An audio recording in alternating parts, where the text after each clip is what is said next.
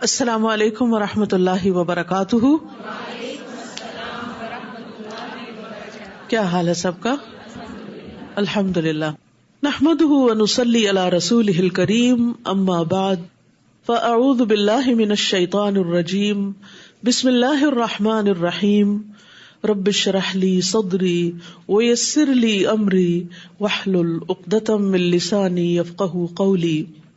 کوئی بھی عمل جو ہم اچھی نیت کے ساتھ شروع کرتے ہیں اس کا پھل بھی اچھا ہوتا ہے، کیونکہ جیسا بیج ڈالا جاتا ہے ویسا ہی پھل نکلتا ہے. قرآن مجید کو پڑھنے کے پیچھے بھی ہماری نیت اچھی ہونی چاہیے، اور ایک وقت میں صرف ایک نیت نہیں، کئی نیتیں ہو سکتی ہیں. تو سوال یہ پیدا ہوتا ہے کہ جب آپ قرآن پڑھ رہے ہو تو آپ کی نیت کیا ہونی چاہیے؟ نمبر 1، اللہ کی رضا. اللہ کا کلام اللہ سبحانہ وتعالی کی خوشی کے لیے پڑھنا چاہیے. پھر نمبر 2، نیکیوں میں اضافہ کرنے کے لیے. اس کو ایک تجارت سمجھیں کہ جیسے آپ ایک بزنس کرنے کے لیے آئے ہیں، کیونکہ قرآن مجید میں آتا ہے ان الذین یتلون کتاب اللہ واقاموا الصلاة وانفقوا مما رزقناہم سرا وعلانیۃ یرجون تجارۃ لن تبور. بے شک جو لوگ اللہ کی کتاب پڑھتے ہیں اور وہ نماز قائم کرتے ہیں اور اس میں سے جو ہم نے انہیں دیا وہ شیدہ اور ظاہر خرچ کرتے ہیں، وہ ایسی تجارت کی امید رکھتے ہیں جو کبھی برباد نہ ہوگی. جو تجارت آپ کر رہے ہیں یہ کبھی بھی ضائع نہیں ہوگی، اس میں سے نفع ہی نفع نکلتا رہے گا. پھر دل کو آباد کرنے کی نیت سے. قرآن کے بغیر دل ویران ہو جاتے ہیں. قرآن کی مثال ایک بارش کی طرح ہے جو بنجر دلوں پہ پڑتی ہے تو دل پھلنے پھولنے لگتے ہیں. لہذا دلوں کو آباد کیجیے قرآن کے ساتھ. پھر دلوں کے اطمینان کے لیے پڑھیے الا بذکر اللہ تطمئن القلوب. دلوں کی شفا کے لیے وَنُنَزِّلُ مِنَ الْقُرْآنِ مَا هُوَ شِفَاءٌ وَرَحْمَةٌ وَرَحْمَةٌ لِّلْمُؤْمِنِينَ. اور ہم قرآن میں جو کچھ نازل کرتے ہیں وہ مومنوں کے لیے تو شفا اور رحمت ہے. لہٰذا شفا کی نیت سے بھی پڑھیے کہ اللہ سبحانہ وتعالی مجھے اس کی برکت سے شفا عطا فرما، روحانی جسمانی تمام بیماریوں کے لیے. اور پھر ہدایت کے لیے، کیونکہ قرآن کتاب ہدایت ہے. پھر ایمان میں اضافے کے لیے، قرآن کی قرأت ایمان میں اضافے کا ذریعہ بنتی ہے. پھر عبادت کی غرض سے کہ ہم اس مجلس میں جو بیٹھے ہیں تو اللہ کی عبادت کر رہے ہیں. پھر جہنم سے نجات پانے کے لیے کہ اللہ تعالیٰ اس کے بدلے ہمیں جہنم کی آگ سے بچا لے. رسول اللہ صلی اللہ علیہ وسلم نے فرمایا اگر قرآن کو کسی چمڑے میں لپیٹ کر بھی آگ میں ڈال دیا جائے تو آگ اسے نہیں جلائے گی. تو گویا جس دل میں قرآن ہوگا وہ آگ سے محفوظ ہو جائے گا انشاءاللہ. پھر اسی طرح قرآن کو قیامت کے دن سفارش کی نیت سے پڑھنا چاہیے. امید رکھنی چاہیے کہ یہ قیامت کے دن ہمارے لیے سفارش کرنے والا ہوگا. پھر زندگی کو بدلنے اور بہتر راستے پر چلنے کی غرض سے اس کو پڑھنا چاہیے. اور پھر دنیا اور آخرت کے فائدے کے لیے اور آخرت میں خاص طور پر جنت الفردوس حاصل کرنے کے لیے. ابن قیم کہتے ہیں کسی بھی بندے کے لیے قرآن کی قرأت، اس میں لمبا غور و فکر کرنے اور اپنی سوچ کو آیات کے معنی پر مرکوز کرنے سے بڑھ کر اس کی زندگی میں اور آخرت میں کوئی چیز اس سے زیادہ فائدہ مند اور اس کی نجات کو اس سے زیادہ قریب کرنے والی نہیں. یعنی قرآن کی قرأت، قرآن کا سمجھنا سب سے زیادہ فائدہ مند کام ہے. تو آئیے ہم دوسرے پارے کا آغاز کرتے ہیں. اعوذ باللہ من الشیطان الرجیم. بسم اللہ الرحمن الرحیم. سيقول السفهاء من الناس ما ولاهم عن قبلتهم التي كانوا عليها قل لله المشرق والمغرب يهدي من يشاء إلى صراط مستقيم. شروع کرتی ہوں اللہ کے نام سے جو بے انتہا مہربان نہایت رحم فرمانے والا ہے. لوگوں میں سے بے وقوف ضرور کہیں گے کہ ان مسلمانوں کو کس چیز نے ان کے اس قبلے سے پھیر دیا جس پر یہ تھے. کہہ دیجئے کہ مشرق اور مغرب اللہ ہی کا ہے، وہ جس کو چاہتا ہے سیدھے رستے کی طرف ہدایت دیتا ہے۔ رسول اللہ صلی اللہ علیہ وسلم ہجرت کر کے مدینہ پہنچے تو 16 یا 17 ماہ تک بیت المقدس کی طرف ہی منہ کر کے نماز پڑھتے رہے، جو اہل کتاب کا قبلہ تھا۔ پھر آپ کو بیت اللہ کی طرف منہ کر کے نماز پڑھنے کا حکم ہوا۔ اس پر یہود، منافقین اور مشرکین سبھی نے اعتراضات شروع کر دیے کہ اگر وہ پہلا قبلہ درست تھا تو اسے بدلنے کی ضرورت کیا تھی، اور اگر یہ درست ہے تو اتنی دیر ادھر منہ کیوں رکھا؟ تو اللہ تعالیٰ نے اس کا جواب دیا کہ یہ لوگ بے وقوفی کی وجہ سے ایسی باتیں کہہ رہے ہیں۔ مشرق یا مغرب کی اپنی کوئی حیثیت نہیں کہ ان کی طرف منہ کرنا باعث ثواب ہو، بلکہ اصل چیز اللہ کے حکم کی فرما برداری ہے۔ قل للہ المشرق والمغرب، مشرق و مغرب کا مالک اللہ ہے، لہذا عبادت میں اصل چیز اللہ سبحانہ وتعالیٰ کی اطاعت ہے۔ تو عبادت ظاہری اور باطنی اقوال اور افعال میں اللہ کی اطاعت کے مطابق کام کرنا، یہ اصل عبادت ہے۔ اللہ سبحانہ وتعالیٰ حکم دے کہ مشرق کی طرف رخ کر لو تو ادھر کر لے، وہ کہے کہ مغرب کی طرف منہ پھیر لو تو اس طرف منہ پھیر لے، یہی اصل عبادت ہے۔ ایک بندہ مومن کو کبھی بھی یہ حق حاصل نہیں رہا کہ جو اپنا سر تسلیم خم کر دیتا ہے پھر وہ اللہ کے حکم پر، اللہ کے فیصلے پر اعتراض کرے۔ تو یہاں پر جو اللہ کے حکم پر، اللہ کے دین پر، اللہ کے فیصلوں پر اعتراض کرتا ہے اس کو بے وقوف کہا گیا ہے۔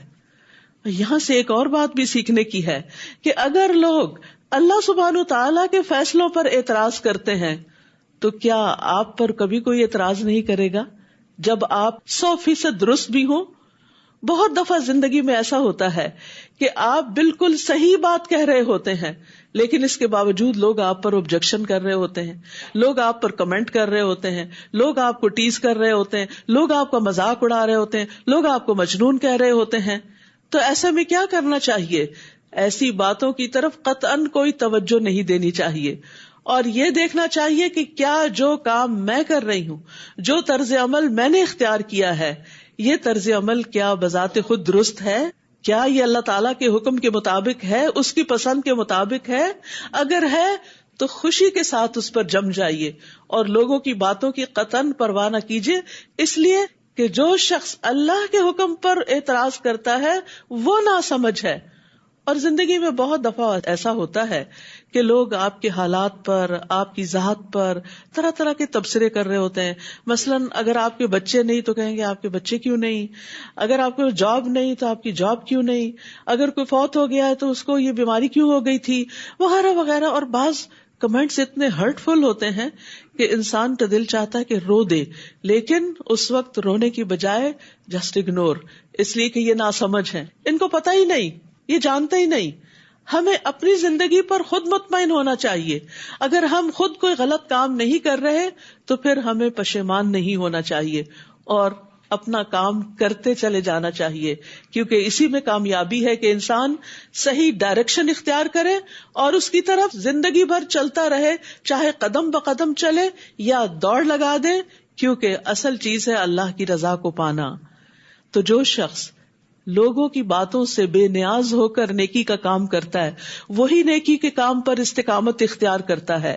تو عقل مند وہی ہے جو رب کے احکامات کو تسلیم کر لیتا ہے، اور جو رب کے احکامات قرآن کی کسی آیت پر یا نبی صلی اللہ علیہ وسلم کی احادیث پر اگر کوئی اعتراض کرتا ہے تو اصل میں وہ خود ناسمجھ ہے۔ تو کیا آپ ناسمجھ کی باتوں کو اہمیت دیں گے اللہ رب العزت کی بات کے مقابلے میں؟ ہرگز نہیں۔ آپ کی عقل مندی یہی ہے کہ اللہ کی بات پر استقامت اختیار کریں۔ پھر فرمایا وَكَذَلِكَ جَعَلْنَاكُمْ أُمَّةً وَسَطًا، اور اسی طرح ہم نے تمہیں امت وسط بنا دیا۔ وسط کا ایک معنی بہتر بھی ہوتا ہے، ایک بہترین امت بنایا تاکہ تم لوگوں پر گواہ ہو جاؤ اور رسول تم پر گواہ ہوں، یعنی جو تمہارے پاس علم ہے اس کی بنا پر تم باقی تمام لوگوں کے معاملات پر ایک ایسی نظر رکھو کہ کیا صحیح ہے اور کیا نہیں، اور قیامت کے دن بھی امت محمد صلی اللہ علیہ وسلم کی گواہی ہوگی۔ اور پہلے جس قبلے یعنی بیت المقدس پر آپ تھے اسے ہم نے اس لیے مقرر کیا تھا تاکہ ہم معلوم کریں کہ کون رسول کی پیروی کرتا ہے. یہ تو ایک ٹیسٹ تھا, یہ تو ایک امتحان تھا. اور کون اپنی ایڑیوں کے بل پھر جاتا ہے. جیسے زندگی میں حالات تبدیل ہوتے ہیں نا, یہ ایک امتحان ہوتا ہے. کبھی خوشحالی ہوتی ہے اور کبھی بدحالی ہوتی ہے, کبھی صحت ہوتی ہے اور کبھی بیماری ہوتی ہے, کبھی مشغولیت ہوتی ہے اور کبھی فراغت ہوتی ہے. یہ سب امتحان کے مختلف رنگ ہیں. مومن ہر ایک چیز کو ایک امتحان لیتا ہے کیونکہ اس کی ساری زندگی ہی ایک امتحان ہے. الذی خلق الموت والحیات لیبلوکم ایکم احسن عملا, کہ اس نے زندگی اور موت کو اس لیے بنایا کہ تمہیں آزما کر دیکھے کہ تم میں اچھے کام کون کرتا ہے, احسن عمل کون کرتا ہے. تو اصل ضرورت اس بات کی ہے کہ ہم احسن عمل کریں, چاہے موسم کوئی بھی ہو, حالات کیسے بھی ہوں. اور احسن عمل کی دو بڑی شرائط ہیں, نمبر 1 اخلاص اور نمبر 2 رسول صلی اللہ علیہ وسلم کی پیروی. تو یہاں پر یہی تو امتحان لیا گیا کہ رسول اللہ صلی اللہ علیہ وسلم کے پیچھے کون جاتا ہے, کہ آپ نے اپنے قبلے کا رخ پھیر لیا تو کون کون ہے جو بغیر کچھ سوال کیے, اعتراض کیے آپ کے پیچھے مڑتا چلا جا رہا ہے کہ آپ کو فالو کرنا ہے, آپ کا اتباع کرنا ہے. اور کون اپنی ایڑیوں کے بل پھر جاتا ہے کہ بھلا یہ کیا ہوا, کس کے ذہن میں سوال اٹھے اور سوال اعتراض بنے اور اعتراض مخالفت بنی اور وہ حق سے پھر گیا. تو اس لیے یہ ایک بہت بڑا امتحان ہوتا ہے. اور بے شک یہ بات یعنی قبلے کی تبدیلی بہت بھاری ہے. یعنی انسان کے لیے چینج مینجمنٹ ایک بڑا مشکل کام ہوتا ہے. تبدیلی کسی بھی چیز میں جب ہوتی ہے تو انسان پہ گراں گزرتی ہے, چاہے کسی جگہ کو تبدیل کرنا ہو, چاہے کسی کام کو تبدیل کرنا ہو, ایک جاب سے دوسری جاب. کیونکہ انسان جب ایک ہی کام روز کرتا رہتا ہے, بار بار کرتا رہتا ہے, تو ایک کمفرٹ زون میں آ جاتا ہے اور اس میں اس کو سہولت ہو جاتی ہے, وہ آٹو پہ آ جاتا ہے. لیکن جب اس کو وقت میں تبدیلی کرنی پڑے یا حالات میں, تو پھر اس کو مشکل پیش آتی ہے.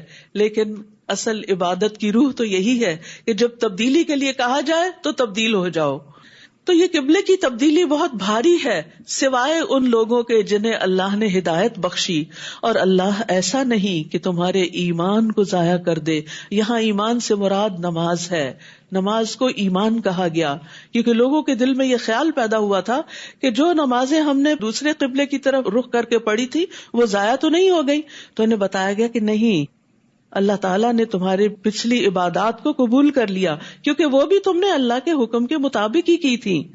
بے شک اللہ تو لوگوں پر بہت شفقت کرنے والا, نہایت رحم کرنے والا ہے. یعنی یہ اللہ تعالیٰ کی صفات ہیں. اور رأفت جو ہے, رؤوف کا لفظ جو ہے یہ رأفت سے ہے.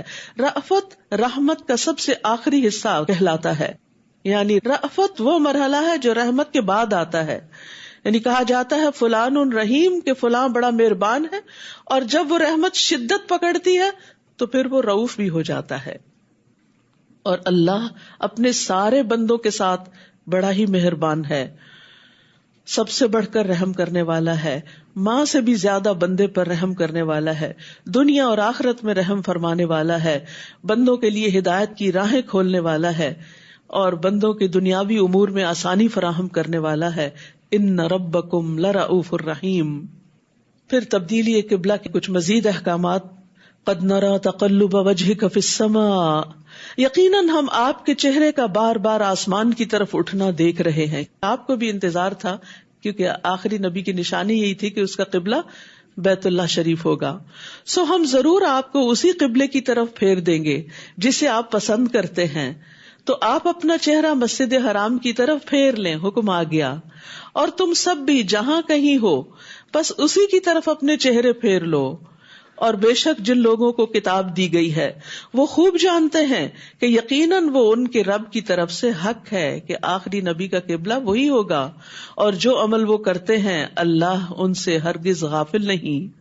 اور البتہ اگر آپ ان اہل کتاب کے پاس ہر نشانی بھی لے آئیں تو بھی یہ آپ کے قبلے کی پیروی نہیں کریں گے. یعنی جنہیں نہیں ماننا انہیں نہیں ماننا, اور نہ آپ ان کے قبلے کی پیروی کرنے والے ہیں, اور نہ ان میں سے بعض کے قبلے کی پیروی کرنے والا ہے. کیونکہ یہود صخرہ کی طرف رخ کرتے تھے اور نصارہ مشرقی حصے کی طرف رخ کیا کرتے تھے عبادت میں. فرمایا کہ ان کا تو اپنا قبلہ بھی مختلف ہے تو تم پر اعتراض کیوں؟ اور اگر آپ نے ان کی خواہشات کی پیروی کی باوجود اس کے کہ آپ کے پاس علم آ چکا تو یقیناً آپ تب ظالموں میں سے ہو جائیں گے. تو یاد رکھیے علم آنے کے بعد خواہشات کی پیروی کرنا اپنی جان پر ظلم کرنا ہے. الذین آتیناہم الکتاب یعرفونہ کما یعرفون ابناءہم، جن لوگوں کو ہم نے کتاب دی ہے وہ اس رسول کو اس طرح پہچانتے ہیں جس طرح اپنے بیٹوں کو پہچانتے ہیں، اور بیٹے کو کوئی پہچاننے میں مشکل نہیں پاتا. اور بے شک ایک فریق ان میں سے لازماً حق کو چھپاتا ہے حالانکہ وہ جانتے ہیں. علم آنے کے بعد حق کو چھپانا یہ بہت بڑا ظلم ہے.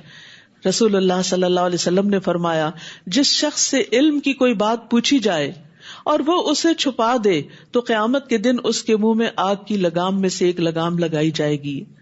الحق من ربک فلا تکونن من الممترین، یہ حق آپ کے رب کی طرف سے ہے تو آپ ہرگز شک کرنے والوں میں سے نہ ہوں. وَلِكُلٍّ وِجْهَةٌ هُوَ مُوَلِّيهَا فَاسْتَبِقُوا الْخَيْرَاتِ، اور ہر ایک کے لیے ایک سمت مقرر ہے جدھر وہ رخ کرتا ہے. یعنی ہر انسان کی زندگی کا ایک سینٹر آف لائف ہے جس کی طرف وہ پلٹ پلٹ کر جاتا ہے. تمہارا سینٹر آف لائف کیا ہونا چاہیے؟ تمہاری کوشش اور تمہاری طلب اور تڑپ کس طرف ہونی چاہیے؟ فَاسْتَبِقُوا الْخَيْرَاتِ، تم خیرات، نیکیوں میں، خیر کے کاموں میں، بھلائی کے کاموں میں آگے بڑھو. ہم سب بھی سوچیں کہ ہمارا سینٹر آف لائف کیا ہے. جب ہم فارغ ہوتے ہیں، جب ہم اپنی تھکاوٹ دور کرنا چاہتے ہیں، جب ہم ریلیکس ہونا چاہتے ہیں، جب ہم خوش ہونا چاہتے ہیں تو کس طرف رجوع کرتے ہیں؟ کیا اٹھاتے ہیں؟ Cell phone, screen. اب ہم فارغ ہوئے، اب ہم ذرا مزہ کرتے ہیں، اور کبھی ادھر گھومتے پھرتے ہیں، کبھی ادھر سیر کرتے ہیں. پہلے سیر کرنے کے لیے باہر نکلنا پڑتا تھا، اب یہ کہ بیٹھے بیٹھے ہی سیر ہو جاتی، لیٹے لیٹے ہی سیر ہو جاتی. تو ہم سب کو یہ دیکھنا چاہیے کہ جب ہم فارغ ہوتے ہیں، جب ہم انجوائے کرنا چاہتے ہیں تو ہماری زندگی میں وہ کون سی چیز ہے کہ جو ہمیں واقعی خوشی بخشتی ہے، راحت بخشتی؟ کیا وہ اللہ کا ذکر ہے؟ کیا وہ اللہ کا کلام قرآن ہے؟ کیا وہ کوئی ذکر کی مجلس ہے؟ کیا وہ کوئی نیک صالح صحبت ہے؟ وہ کیا چیز ہے کہ جس کی طرف ہم دوڑتے ہیں؟ تو مومن کو نیکیوں کی طرف دوڑتے چلے جانا چاہیے کہ نیکی کا کوئی بھی کام ہو وہ شوق سے اس کی طرف بڑھے. اور فاستبقوا، سباق عربی میں کہتے ہیں دوڑ لگانے کو، یعنی جلدی چلو اس طرف. جہاں کہیں بھی تم ہوگے اللہ تم سب کو لے آئے گا. بے شک اللہ ہر چیز پر خوب قدرت رکھنے والا ہے. ضروری نہیں کہ ہر ایک کے لیے سیل ہی سب سے عام ہو. کچھ لوگوں کے لیے ان کا مال، ان کا بزنس، ان کی جاب بڑی اہم ہوتی ہے، ہر چیز اس کے گرد گھومتی ہے. کچھ لوگوں کے لیے ان کی اولاد بڑی اہم ہوتی ہے، وہ سارا وقت، ان کی توجہ، ان کی محبت، ان کا مال، ان کا وقت اسی کے اندر لگ رہا ہوتا ہے. تو دیکھیے کہ آپ کی زندگی میں کون سی چیز ہے جس میں آپ کا مال بھی لگ رہا ہے، آپ کی جان بھی لگ رہی، آپ کا وقت بھی لگ رہا، آپ کا شوق لگ رہا، آپ کا جذبہ، آپ کی ہر چیز وہاں انویسٹ ہو رہی ہے. اور وہ کیا ہونا چاہیے؟ فاستبقوا الخیرات. تو یہ کی ورڈ ہے آج کا، فاستبقوا الخیرات. نیکیوں کی طرف دوڑ لگانا میری زندگی کا مقصد ہے.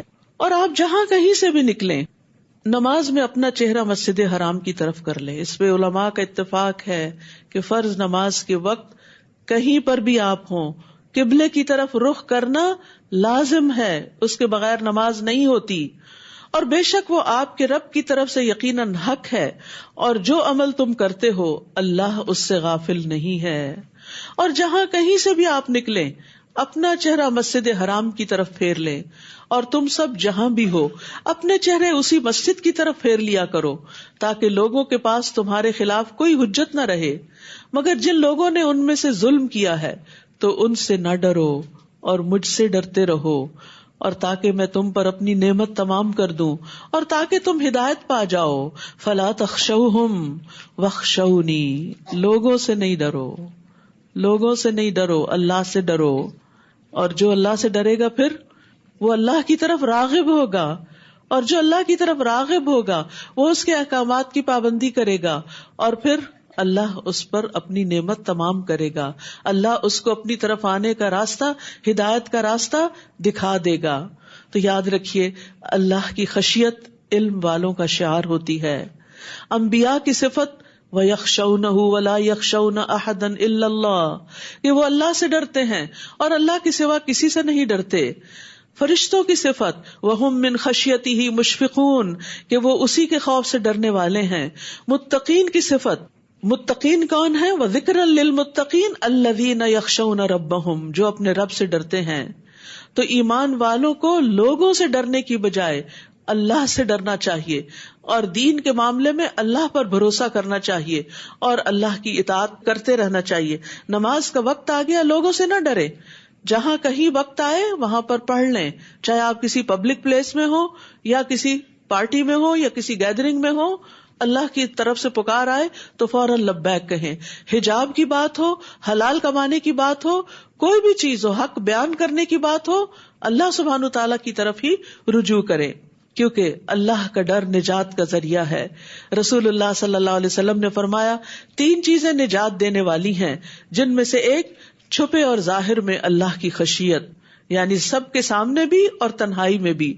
حدیث میں آتا ہے وہ آدمی آگ میں داخل نہ ہوگا جو اللہ کے ڈر سے رویا، یہاں تک کہ دودھ تھن میں واپس چلا جائے، یعنی لازماً آگ سے بچ جائے گا انشاءاللہ.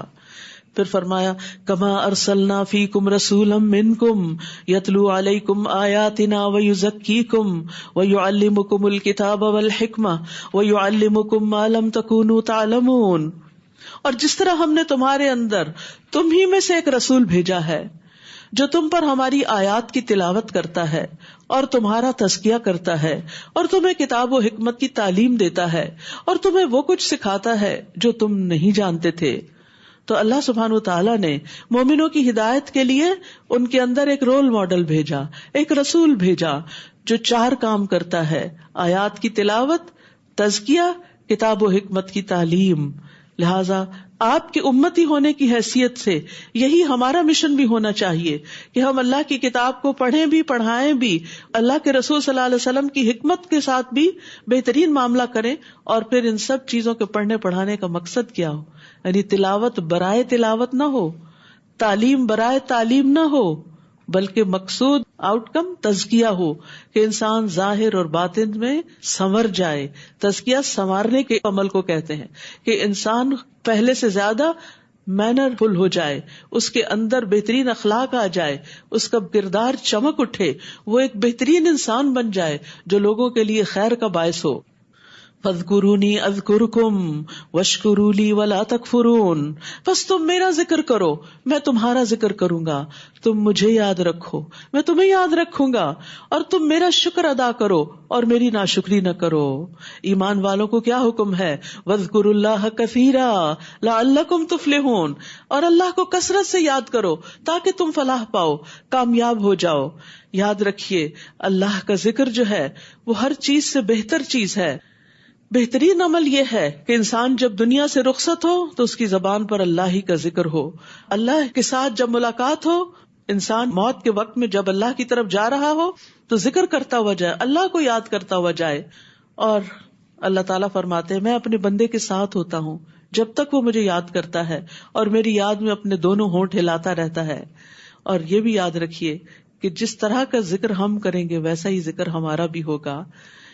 ذکر سے انسان کا ایمان بھی بڑھتا ہے، اللہ کا قرب بھی بڑھتا ہے، اللہ کی محبت بھی بڑھتی ہے، اللہ کی خشیت بھی بڑھتی ہے. بے شمار فائدے ہیں اس کے. اور اس کی بہترین شکل نماز ہے.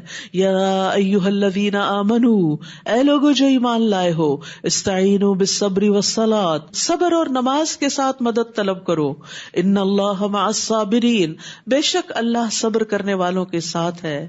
ذکر اور شکر کے بعد یہاں پر صبر کا ذکر آیا ہے. جس انسان کی زندگی میں یہ 3 چیزیں شامل ہو جائیں وہ خوشحال ترین انسان ہے. ذکر، شکر، صبر. ذکر اللہ کی یاد، شکر اللہ کی نعمتوں پر محبت کا رویہ، بہترین عملی رویہ، اور مشکلات آنے پر صبر کا رویہ. اور ان سب چیزوں میں مددگار ہوتی ہے نماز. ان اللہ مع الصابرین، بے شک اللہ صبر کرنے والوں کے ساتھ ہے. ایسے لوگوں کو اللہ کی مدد حاصل ہوگی. وَلَا تَقُولُوا لِمَن يُقْتَلُ فِي سَبِيلِ اللَّهِ أَمْوَاتٌ بَلْ أَحْيَاءٌ وَلَٰكِن لَّا تَشْعُرُونَ. سب سے زیادہ صبر انسان موت کے صدمے پر کرتا ہے، اور کرنا چاہیے، کیونکہ موت کے بعد پھر کچھ واپس نہیں آتا. تو یہاں پر شہادت کی بات کی گئی کہ جو لوگ اللہ کے راستے میں مارے جائیں انہیں مردہ نہ کہو. یعنی صبر کرنے کے لیے اصل میں چاہیے کیا ہوتا ہے؟ سب سے پہلے اپنی سوچ بدلنی ہوتی ہے. جب آپ کی تھنکنگ پازیٹیو ہو جاتی تو آپ کو صبر کرنا آ جاتا ہے. آپ کسی بھی حادثے، کسی بھی مصیبت کا مثبت رخ جب دیکھنے لگتے ہیں، اس میں خیر تلاش کرنے لگتے ہیں تو آپ کا دل ٹھہر جاتا ہے، آپ کو صبر آ جاتا ہے. اسی لیے یہاں پر اللہ کے راستے میں موت کو زندگی کہہ کے، موت کو زندگی کا بالکل الٹ بات. تو اس سے صبر دلایا گیا، صبر کے لیے کلو دیا گیا. وہ زندہ ہے، یعنی جو لوگ اللہ کی خاطر اپنی جان دے دیں وہ مرتے نہیں ہوتے، وہ زندہ ہے. لیکن تم شعور نہیں رکھتے، تمہیں یہ بات سمجھ نہیں آتی کہ موت زندگی کیسے ہو سکتی ہے. اور یاد رکھو صبر تو زندگی بھر کرتے ہی رہنا پڑے گا، کیونکہ زندگی میں آزمائشیں آئیں گی. کون کون سی آزمائشیں؟ وَلَنَبْلُوَنَّكُمْ بِشَيْءٍ مِّنَ الْخَوْفِ وَالْجُوعِ وَنَقْصٍ مِّنَ الْأَمْوَالِ وَالْأَنفُسِ وَالثَّمَرَاتِ وَبَشِّرِ الصَّابِرِينَ. اور ہم تمہیں خوف اور بھوک اور مالوں اور جانوں اور پھلوں کی کمی میں سے کسی نہ کسی چیز کے ساتھ ضرور بس ضرور آزمائیں گے، اور صبر کرنے والوں کو خوشخبری دے دیجئے. یعنی کبھی خوف ہوگا جیسے دشمن کا خوف، فیوچر کا خوف، کبھی بھوک ہوگی کہ انسان کی کوئی جاب چلی جائے، کبھی فاقہ ہو جائے، کبھی مال کا نقصان ہو جائے، کبھی اولاد یا کسی جان کا نقصان ہو جائے، یعنی کوئی فوت ہو جائے عزیز پیارا. اور پھل تو ہر چیز کا آؤٹ کم ہوتا ہے کہ انسان کی ساری زندگی کی محنت کبھی اس کے سامنے برباد ہو جائے. پھل ہوتا ہے کسی بھی کام محنت کے بعد جو آخری نتیجہ ہوتا ہے، یعنی ساری زندگی ایک چیز پر کام کیا اور جب آخری نتیجہ آیا تو اس کا پھل کھانا نصیب نہ ہوا تو وہ انسان کے لیے بڑا تکلیف دہ مرحلہ ہوتا ہے. تو اس سے بھی آزمائش ہو سکتی ہے. مثلاً والدین نے اپنے بچے کو بچپن سے بہت اچھی تربیت دی، پڑھایا لکھایا، اس کو ہر طرح کے قابل بنایا. جب وہ بڑا ہوا اس کی بہترین جاب لگ گئی کہ اچانک ایکسیڈنٹ میں فوت ہو تو پھل چلا گیا، یعنی وہ محنتوں کا پھل تھا. اولاد سب سے بہترین پھل ہوتی ہے انسان کا، بہترین کمائی ہوتی ہے انسان کی. وہ چلا گیا، یہ کیا ہوا؟ پھر انسان کہتے ہیں یہ ایسا نہیں ہونا چاہیے. نہیں، آپ نے اس پر محنت کی، آپ کی محنت کا ایک لمحہ بھی ضائع نہیں ہوا. لیکن وہ تو اللہ کی امانت تھی، وہ تو جس کا تھا اس نے لے لیا، اعتراض نہیں کر سکتے. اب تو صبر کرنا ہوگا، اور جو صبر کرے گا اس کے لیے اجر ہی اجر ہے. کل قیامت کے دن صبر کرنے والوں کو اتنا بڑا اجر ملے گا کہ انسان اس کا اندازہ بھی نہیں کر سکتا. انما یوفی الصابرون اجرہم بغیر حساب. اس وقت انسان کہے گا کاش دنیا میں سارے بیٹے چلے جاتے. ایسا کہنا تو نہیں چاہیے، لیکن جب وہ اجر دیکھتا ہے انسان تو پھر سوچتا ہے کہ یہ کیا، میں کیا سمجھتا تھا، میں کس بھول میں تھا کہ وہ ضائع ہو گیا، وہ میری آنکھوں سے اوجھل ہوا تو کہیں ختم ہو گیا. نہیں، وہ اللہ نے اجر کی شکل میں سمیٹ لیا، لیکن شرط یہ ہے کہ اگر تم نے صبر کیا. تو یاد رکھیے کہ ہر انسان کی آزمائش ہوتی ہے کسی نہ کسی چیز سے. ہر شخص کبھی خوف کا شکار ہوتا ہے، جیسے موسیٰ خوف کا شکار ہوئی موسیٰ علیہ السلام کو دریا میں بہا کر. تمام انبیاء کسی نہ کسی طرح، جیسے موسیٰ علیہ السلام بنی اسرائیل کو لے کر نکلے تھے تو ڈر گئے سارے کے سارے. انا لمدرکون، فرعون ہی آگے ہمارے پیچھے مار ڈالیں گے ہمیں، اب تو ہم پھنس گئے، آگے دریا ہے پیچھے دشمن ہے. تو ایسی سچویشن زندگی میں آتی رہتی ہیں، لیکن صبر کرنے والوں کے لیے خوشخبری ہے، اس میں خیر کثیر ہے، بے حساب اجر ہے، مغفرت ہے. کون ہے صبر کرنے والے؟ صبر کا اظہار کیسے ہوگا؟ صبر کا اظہار رویے سے بھی ہوگا، صبر کا اظہار باتوں سے بھی ہوگا. سب سے پہلا جملہ جو منہ سے نکلنا چاہیے مصیبت آنے پر یا مصیبت کی یاد آنے پر، کیونکہ بعض اوقات مصیبتوں کی یادیں بڑی ستاتی ہیں، تکلیف دہ لمحے بہت ستاتے ہیں. تو ایسے موقع پر انا للہ و انا الیہ راجعون. الذین اذا اصابتهم مصیبۃ قالوا انا للہ و انا الیہ راجعون. وہ لوگ کہ انہیں جب کوئی مصیبت پہنچتی ہے تو کہتے ہیں کہ بے شک ہم اللہ ہی کے لیے ہیں اور بے شک ہم اسی کی طرف لوٹ کر جانے والے ہیں. یاد رکھیے جب انسان آخرت کو یاد کر لیتا ہے نا تو مصیبتیں ہلکی ہو جاتی. انا الیہ راجعون. بیٹا چلا گیا، ہم بھی جانے والے ہیں، ہم بھی تو جا رہے ہیں، ہم کتنے دن اور ہیں، وہ آگے چلا گیا، ہم پیچھے سے آ رہے ہیں، بس اتنی سی بات ہے. انا الیہ راجعون. یعنی جن لوگوں نے بھی آخرت کو یاد کیا، اپنی واپسی کے سفر کو یاد کیا، ان کے لیے مصیبتیں آسان ہو گئیں. اور ویسے بھی اللہ تعالیٰ اس دعا کے پڑھنے والے کو دنیا میں بھی بہترین نعم البدل عطا کرتے ہیں. اور اسی طرح اگر کسی کا چھوٹا، بڑے بچے کی تو بات میں نے کی، لیکن اگر چھوٹا سا پیارا سا منا سا بچہ فوت ہو جائے تو اللہ سبحانہ وتعالیٰ فرشتوں سے پوچھتا ہے تم نے میرے بندے کے بیٹے کی روح قبض کر لی؟ وہ کہتے ہیں ہاں. پھر فرماتا ہے تم نے اس کے دل کا پھل لے لیا؟ وہ کہتے ہیں ہاں. تو